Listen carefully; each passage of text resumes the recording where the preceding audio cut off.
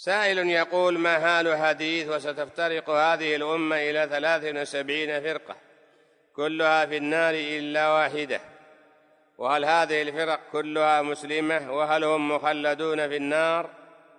وحديث لا تزال طائفة من أمتي ظاهرين على الحق لا يضرهم من خذلهم ولا من خالفهم. الحديث طلب مني أحد العوام أن أسألكم عن صحته،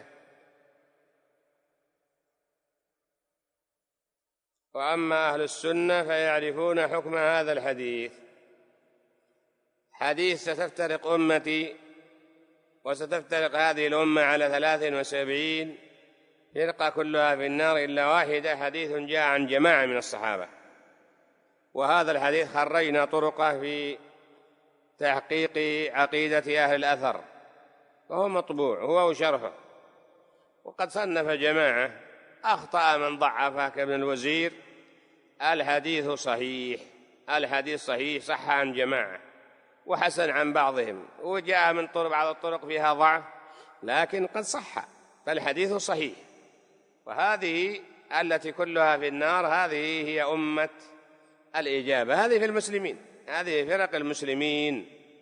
نعم، أما فرق الكفر فهذه يمكن في الهند بس 300,000 فرقة قالوا صحيح، أما فرق الكفر فآلاف بل مئات الآلاف ولا يحصيهم إلا الله عز وجل، سواء في الماضي أو في الحاضر، إنما هذا في الفرق المسلمة، ومع ذلك هم تحت المشيئة، هم تحت المشيئة. أما من خرج من الإسلام كالروافض ليسوا من 72 فرقة، نعم، إنما 72 هذه فرق الإسلام، والمسلمون من مات على التوحيد وهو مسلم فإنه لا يخلد في النار. وحديث لا تزال طائفة هذه هي الفرقة التي قال كلها في النار لا واحدة، هي الطائفة التي جاءت في حديث معاوية في حديث المغيرة وهو في الصحيحين